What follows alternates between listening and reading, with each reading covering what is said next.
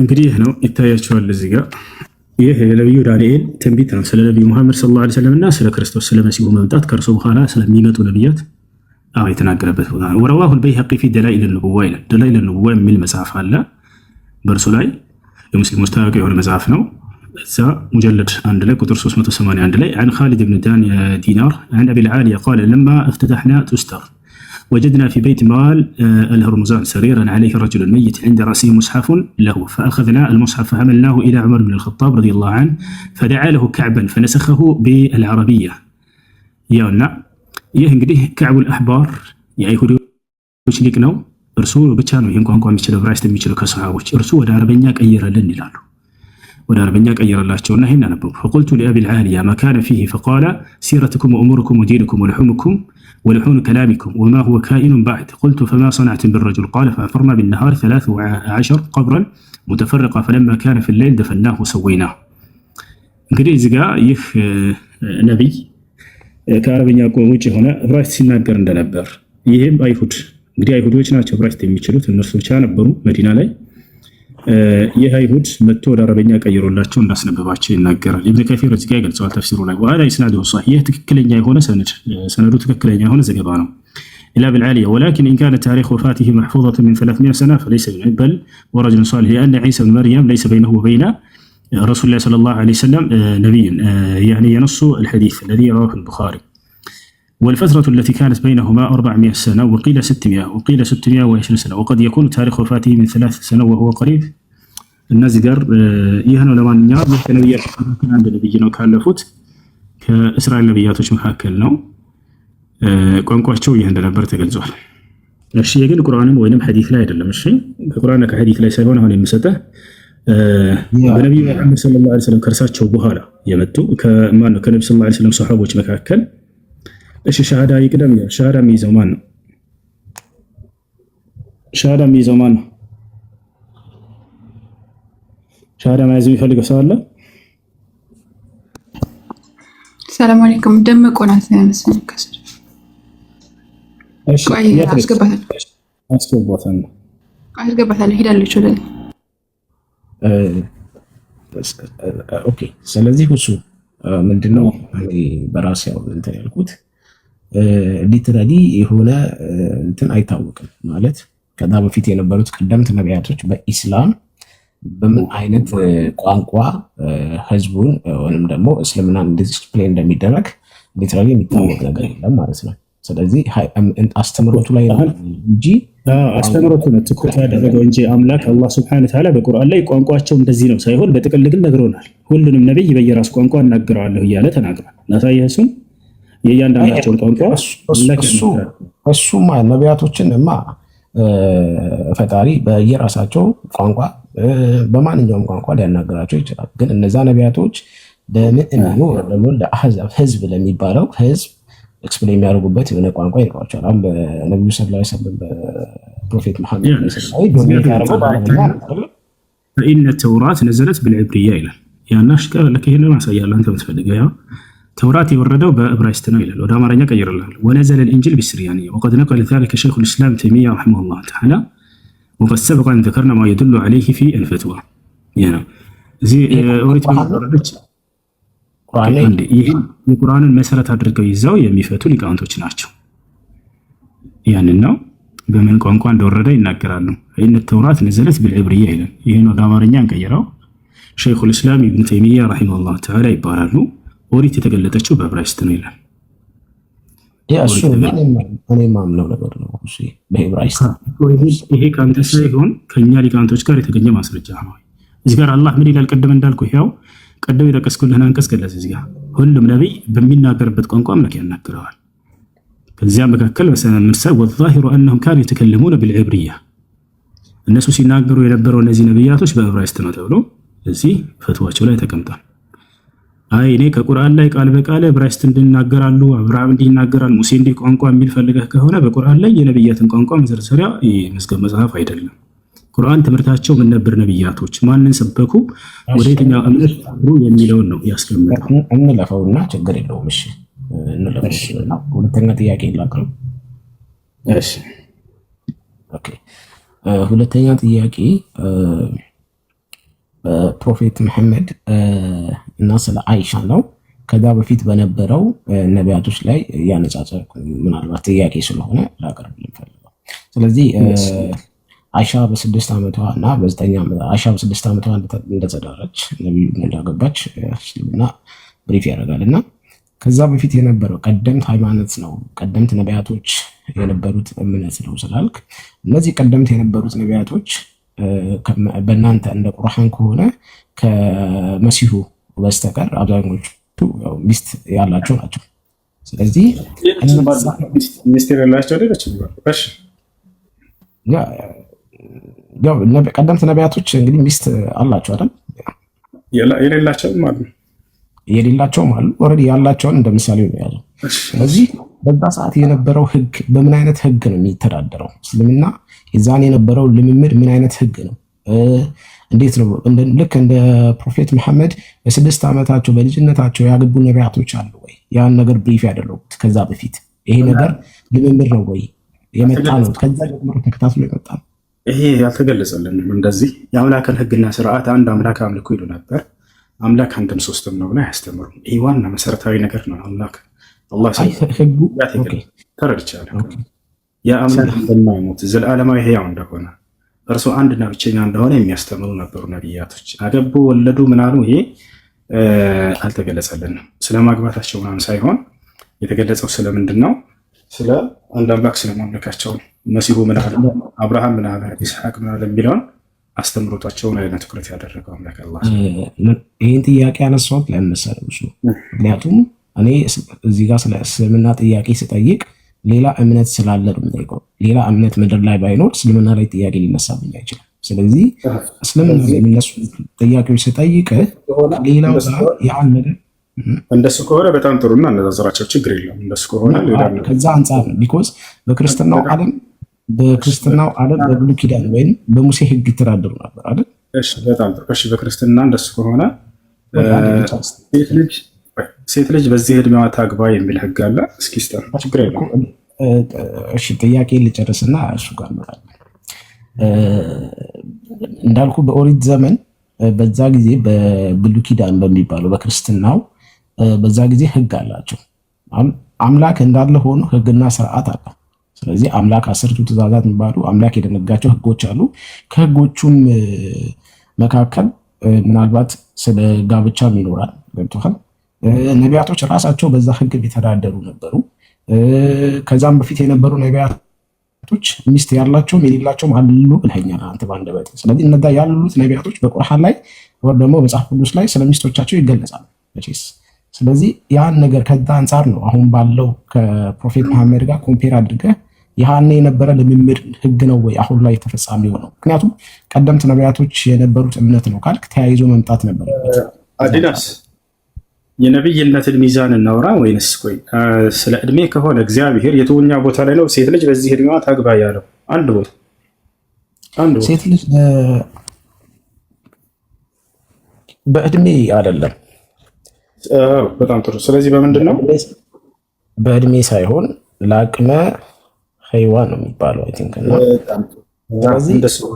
አሁን ትክክለኛ ነጥብ ነው። ስለዚህ በእድሜ ካልሆነ እድሜን አታንሳው ማለት ነው። እድሜ ሳይሆን ለአቅመ ሔዋን መድረስ ከሆነ እንስማማለን። አሁን ወደ ምን እንቀይረዋለን? አይሻ ለመሆኑ ለአቅመ ሔዋን ደርሳ ነበር ወይ የሚለውን ደግሞ ከራሱ አንደበት እንስማ። አይሻ እሱ ጋር እሺ፣ እኔ ጥያቄ እንደዛ ነበር። ምክንያቱም የቀደምት ነቢያቶችን ያን የነበረውን ነገር እዚህ አሁን ላይ በነብዩ መሐመድ ጊዜ የነበረውን እንደዛ እንድናደርግ አንድ ነብይ በስንት ዓመቱ ማግባት አለበት የሚል ህግ አውጥቷል እግዚአብሔር። ስለ መልስ የለውም መጽሐፍ ቅዱስ አለው ካልከኝ ስጠኝ፣ ችግር የለውም። በዚያን መዝናቸዋለን እርሳቸው ነው። አንድ ነቢይ በ15 ዓመታት አግባ ብሏል ለምሳሌ፣ ወይ በ18 ከሆነ ችግር የለውም። ማስረጃ ስጠኝና በዚያን መዝናቸው እርሳቸው ነው። እሺ፣ እግዚአብሔር ለዚህ ደግሞ መጽሐፍ ቅዱስ መልስ የለውም እያልኩ ነው። እሺ፣ በቁርአን ላይ ወር ደግሞ በሌላ እምነት በክርስትናም በ6 ዓመት እድሜ ይገለጻል። በየትኛውም አስተምሮ በ6 ዓመት ላይ ትዳር የመሰረተ ነብይም ሆነ ሐዋርያም ሆነ ማንም ሰው የለም እና ከዛ አንፃር ነው እኔ ፐርሰናሊ በጣም እሱን እንዴት አወቅካት? መጽሐፍህ ላይ አንድ ነብይ አንስቼ ለምሳሌ ቆይ አንዴ ይህ ነብይ በስንት ዓመቷ ሚስቱን አገባ ብለህ መልስ ታገኛለህ? አታገኝም። የሚስቱ እድሜ ይገለጻል ይኖራል። የለም፣ አታገኝም። እንደ ምሳሌ ልጥቀስልህ፣ ልጥራለህ። ላንሳለህ አንድ ነብይ። እሺ ዕንባቆም የሚባለው አንድ ነብይ። እሺ ችግር የለውም አንድ ነብይ አንሳና ወበቃ ችግር የለውም። እሺ ኢስሐቅ በስንት ዓመቱ አገባት? በጣም ጥሩ። ኢስሐቅ ሚስቱ ማነች ታውቃለህ? የኢስሐቅ ሚስት ማነች? እየሰማሁ ነው። እሺ የኢስሐቅ ሚስት ማነች? አላውቅም። እሺ ርብቃ እንደሆነች መጽሐፍ ቅዱስ ይነግረናል። እሺ በስንት ዓመቱ አገባት? አላውቅም። በስንት ዓመቷ ነው ያገባት? አይ ሀርላ ተቀው። ስለዚህ በማታውቀው ነገር ላይ እንደ መስፈርት አድርጎ ማንሳት የማይሆን ነገር ነው። እሱ አይሆንም። እንደዛ ከሆነ እድሜ መገለጽ አልነበረበትም ብዬ ነው። ቢኮዝ ከተገለጸ የሁሉም ስለዚህ ባልተገለጸ ነገር ላይ እንደ ነብይ በዚህ እድሜ ያግባ ምናምን የሚለውን አንተ ሳይሆን መጽሐፍ ቅዱስ ራሱ አንተ አልገለጸም። ይሄን ነገር እያልኩ በእድሜ ደረጃ አንዲትም ቦታ አልገለጸም። ርብቃን በስንት ዓመቷ እንዳገባ ደግሞ መጽሐፍ ቅዱስ ርብቃን የገለጸበት ቦታ ብታይ በጣም ተደነግጣለህ። እንግሊዝኛ ትችላለህ? አትችልም? እችላለሁ። እንግሊዝኛ ትችላለህ?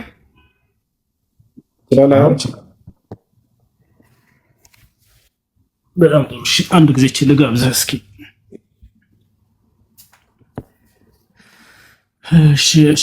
እሺ እንግሊዝኛ ጃጃርክ እንግዲህ አሁን ስችል ልጋብዝህ ስለ ኢስሐቅ ጋብቻ እንመልከት እስኪ። አንዴ የሚለውን ላዘረው። እሺ ግን ይላል እዚህ ግን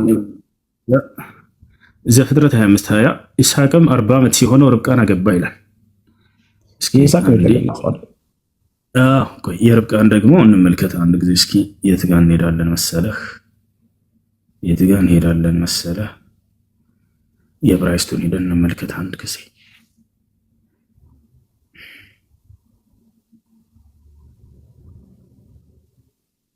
ዘፍጥረት 25:20 ይታያል። ዘፍጥረት 25:20 ላይ እንውረድ። 25:20 አይዋ ይታያል። እዚህ ጋር ዘፍጥረት 25:20 ላይ ገብተናል። ይታያል አይደል? ቁጥር 20 ይታያል። ቁጥር 20 እሺ ይሄን አንድ ጊዜ እዚህ ጋር እስኪ እንግባ።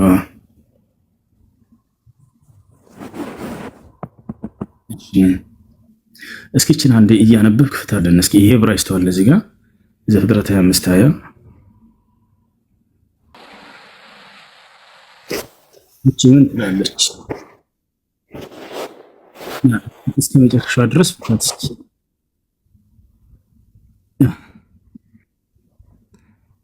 አላ አድናስ አሎ ጠጋር ትንሽ ብዥ ይላል።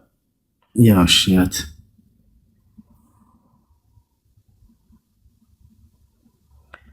እሺ ምን ይላል? እየተረጎምክልና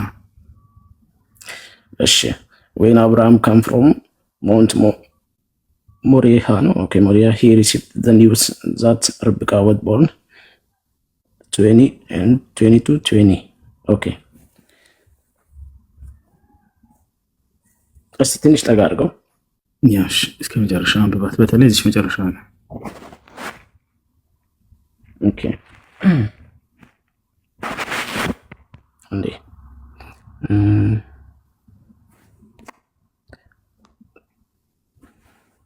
እስቲ ወይ ራቅ ወይ ቀረብ አድርግልኝ፣ ብዥ እያለብኝ ነው። እሺ ያው አሁን አይታይህ?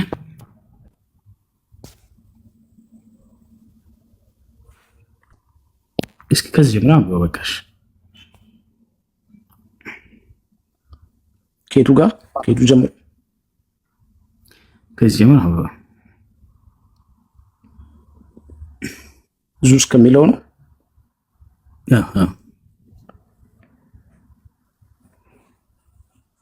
ኦኬ ዙስ አይሳክ ወደን 7 years old.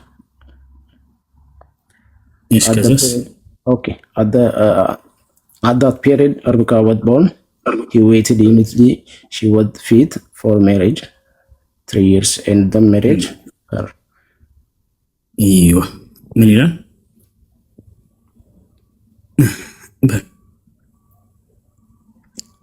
በስንት ዓመቷ አገባት? ርብቃን በስንት ዓመቷ አገባት? እኛም ደንግጠናል። አንተ የተረዳኸው እንዴት ነው? እስቲ ንገረኝ። ሰላም አለይኩም። በ3 ዓመቷ አገባት እያለናል። ወአለይኩም ሰላም ወራህመቱላሂ ወበረካቱ። እዚህ ጋር በ3 ዓመቷ ይላል። ያውና እዚህ ጋር ምንድን ነው የሚለው? መጀመሪያ ከላይ ጀምሮ at the period Rebecca was born and he waited unitly she was fit for marriage እና 3 years ይላል። ስለዚህ ኤንድ ብሎ ነው ሜሪድ የሚለው። ስለዚህ እዛ ጋር ዌይትድ የሚለውን ዩኒትሊ እንዴት ነው የተረጎምከው አንተ? እስቲ ተርጓሜን ብለን ቦይ አንተ ተርጉምና አስረዳኝ። እዚህ ጋር በ3 ዓመቷ አገባት የሚለው ስንት ዓመት ጠበቀ ይላል? እሷን ለማግባት ከተወለደችበት ጊዜ በኋላ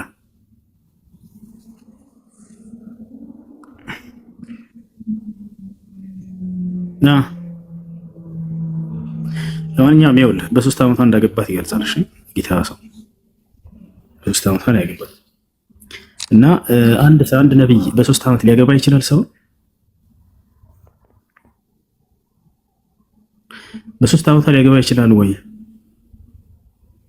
እንዴት በ3 ዓመት ህፃን ልጅ የ37 ዓመት ሰው። እኛ ግን ይሄን እንደ ትልቅ ርዕስ አድርገን አናነሳውም። ለምሳሌ ርብቃን በዚህ ዓመት አገባ ምናምን ትዝ አይለንም። ወላሂ እኛ ስለ መለኮታዊ ጉዳይ እናወራቸዋለን፣ እነሱ ግን ስለ ሚስት ነው የሚያወሩ። ያስኬዳል እንደዚህ? ስለ አምላክ ብናወራ አይሻልም? ስለ መዳን ብናወራ አይሻልም? ስለ ቀጣዩ ዓለም ብናወራ አይሻልም? ስለ ነብያት መንገድ ብናወራ አይሻልም? አይደለም እሱ አንተ የተረዳህበት አረዳድ ትክክል አይደለም። እሺ አንተ የተረዳህ ምንድን ነው? ንገረን። እሺ አንተ የተረዳህ ምንድን ነው? ምን ይላል ይሄ ቃል? ተርጉምልን። ለ3 ዓመት ይኸውልህ 3 ዓመት ላይ አገባት ሳይሆን ከላይ ጀምሮ at the period Rebecca was born ነው የሚለው መወለዷን ነው እዛ ጋር የሚገልጸው። then he waited unitly she was fit for marriage 3 years ነው። እሷን ለማግባት 3 ዓመት እንደጠበቃት ነው የሚናገረው። then አገባት ነው የሚለው married her እንጂ እዚህ ጋር እሷ በ3 ዓመቷ ተዳረች አይደለም። እንግሊዝኛ ትርጉሙ ነው ይላል። ኦኬ እናምብሽ አይዛክ ወዝ ዜን 37 እሷ 37 ዓመቱ ነበረ። አዛ ፔሪድ በዛ ሰዓት ርብቃ was born ቆይ አዛ ፔሪድ ርብቃ was born and she waited until she was fit for marriage። እንደውም ፊት የሚለው ምንድነው ትርጉሙ?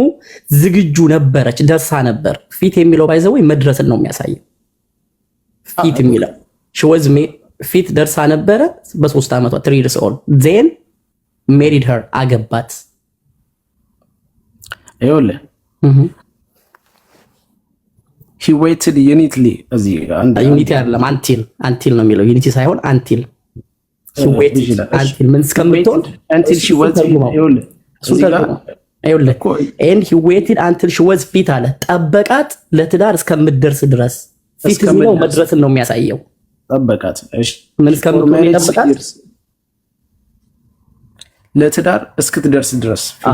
ከዛ ምን አረገ? ፎር ሜሪጅ አገባት አይደል?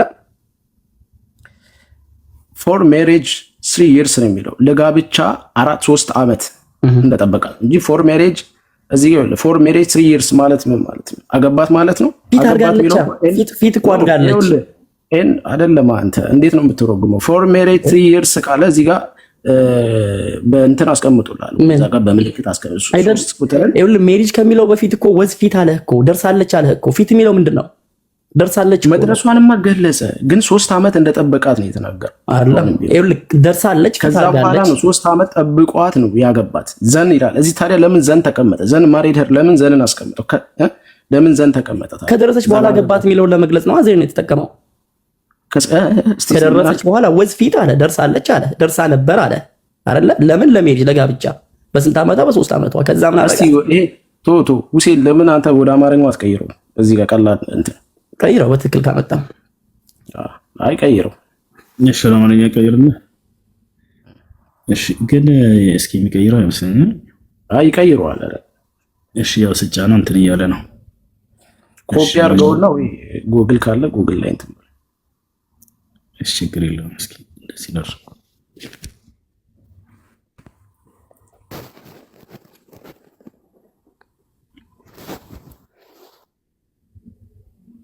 አንተ በምትለውም እኮ ራሱ ከሄደ ከ3 ዓመት በኋላ እንዳገባት ነው የሚያሳየው። 3 ዓመት ጠበቃት ነው የሚለው።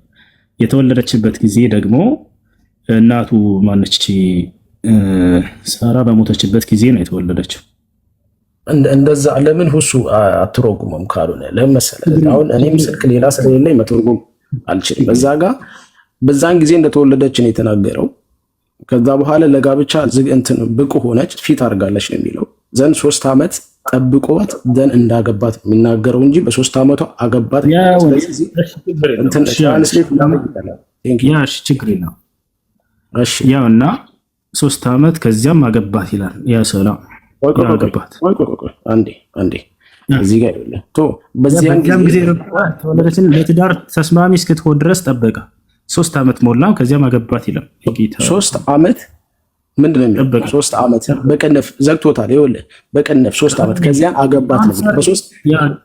አይደለም በ3 ዓመት አገባት አይልም። ምናልባት እሷ የተወለደችበት ጊዜ ይኸውልህ እሱ በ37 በስንት ዓመቱ ነው ያገባው? እሱ በ40 ዓመት አገባት። እሷ የተወለደችው በ37 ዓመቱ። እሱ በ40 ዓመት የሚለው እዚህ ጋር አለ። በ40 ዓመት እንዳገባ መጽሐፍ ቅዱስ ራሱ ይነግራል እኮ። ላሳይህ ነው። አይ አንተ እዚህ ጋር አንተ ጋር አለ። እዚህ ጋር በ40 ዓመት እንዳገባት።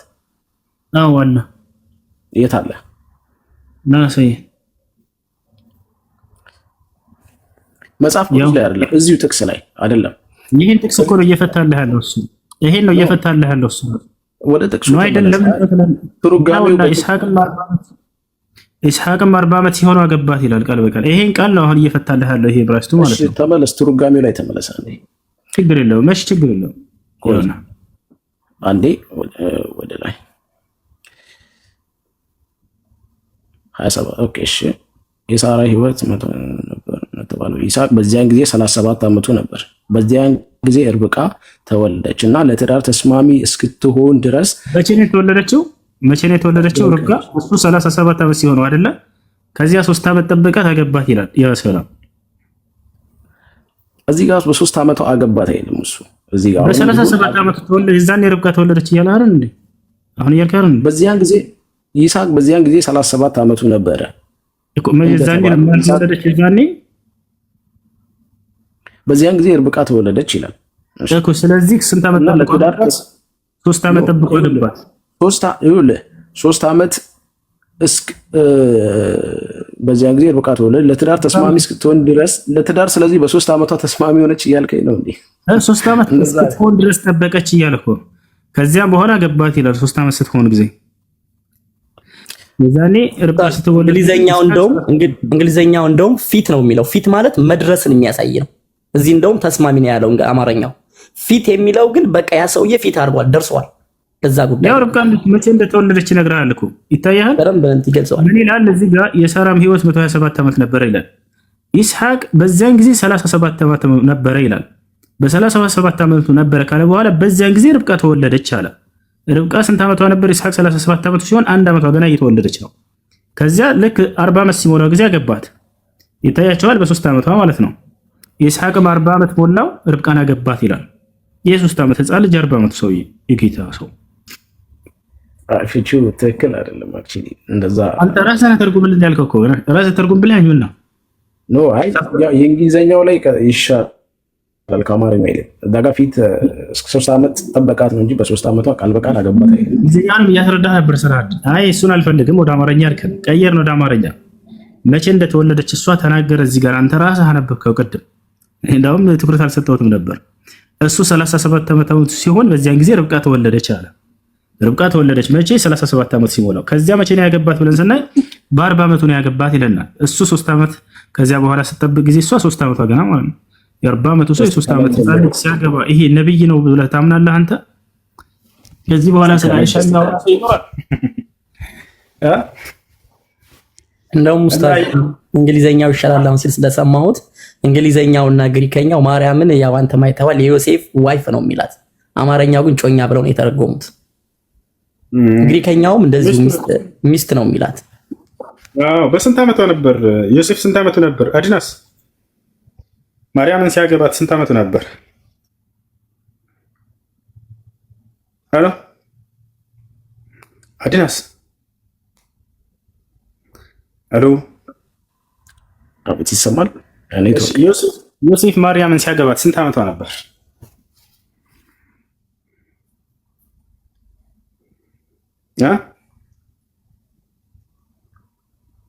አዲ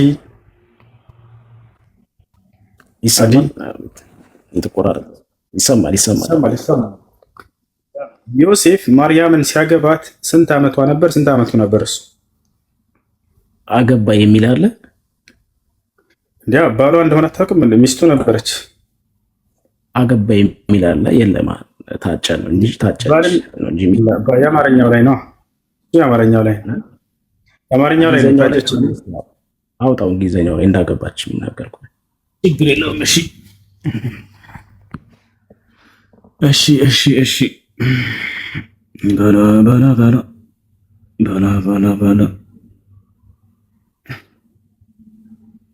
በላ እሺ ማቴዎስ 1:20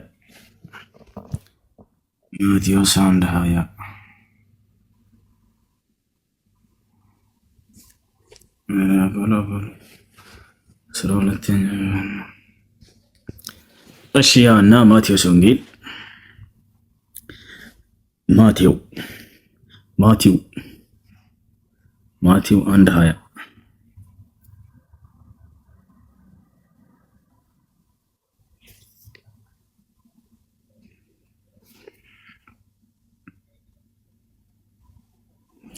ምን ያለ እዚህ ጋር እንግሊዝኛው ላይ እቺ ቃል ምን ትላለች? አንድ ጊዜ ያውና ማቴዎስ እንደምታየው እንግዲህ ምድረች ቴክ ሜሪ ሆም ዩር ዋይፍ ይሰማል። ያው ይሰማል። ያ ምን ትላለች? አልሰማሁም። ከላይ ጀምሮ ነው። ችግር የለም። ያው ማቴዎስ ወንጌል ምዕራፍ 1 ቁጥር እሺ አንደውሽ ያየው ነው። ሚስት የሚለውን ጋር ላሳይህ ነበር። አይ ሚስት ሳይሆን አሁን ጋብቻ ብለኸኛል እኮ እንዳገባት አይናገረው።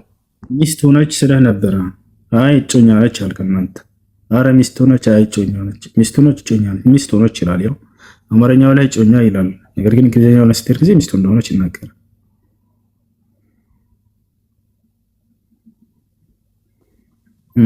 ሚስት ነች አይደለች?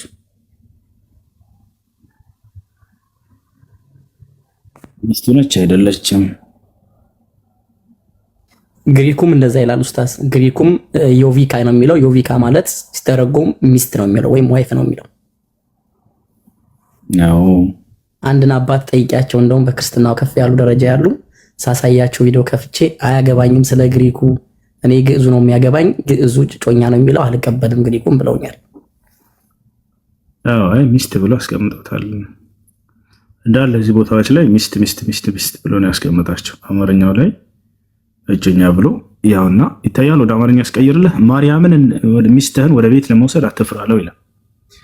ማርያምን ሚስትህን ለመውሰድ ይወጣ ሐሳብ ጌታ ሰው ምን ነው እና ሚስት ነበረች። አሁን በስንት ዓመቱ ነው ያገባት ነው? የቤተ ክርስቲያን አባቶች እንደሚናገሩት ከሆነ አስቡት፣ ይሁት ላሳያችሁ። ማርያም የዛኔ 12 ዓመቷ ነበር። 12 ዓመቷ ነበር ማርያም ይለናል። አንድ መጽሐፍ አሳይቻለሁ። ወላሂ 3 መጽሐፍ ታላላቅ አባቶች ናቸው፣ ታዋቂ ናቸው፣ የግብፅ ኦርቶዶክስ አባቶች። ማርያም 12 ዓመቷ ነበር። እሱ ደግሞ ስንት ነበር? 90 ዓመቱ ነበር። የ90 ዓመት ሰው የ12 ዓመት ሕፃን ልጅ። በመካከላቸው የስንት ዓመት ልዩነት አለ ማለት ነው? 90 ሲቀነስ 12 የ78 ዓመት ልዩነት አለ። አያችሁ? የ90 ዓመቱ ሰው 12 ዓመት ሕፃን ልጅ አሁን ቢያገባ እኛ እንደዛ እየሳልን እንሳለቅ ወላሂ እናደርግም። በማርያም ላይ ብንሞት አናደርገው። እነሱ ግን የሆነ ሽማግሌና ሕፃን ልጅ ትንሽዬ ልጅ አድርገው ሙሐመድና ኢሳ እያሉ ይሳለቃሉ። እኛ እነሱ የወረዱበት ቦታ አንወርድም። እኛ ማርያምን በጣም ነው የምንወዳት። በማርያም አንድ ሙስሊም ሊሳለቅ ወላሂ አያደርገውም። ይቻትና ማርያምና ዮሴፍ እያለን ሽማግሌና ሕፃን ልጅ አናደርግም።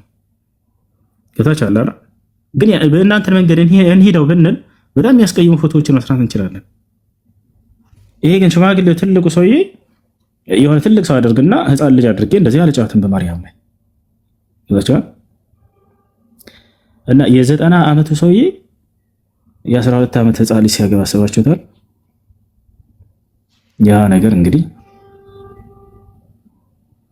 ያስኬድም ነበር። እና ሌላው ተባል አይደለም። አንዴ ላሳያችሁ፣ 3 መጽሐፍቶች ላሳያችሁ።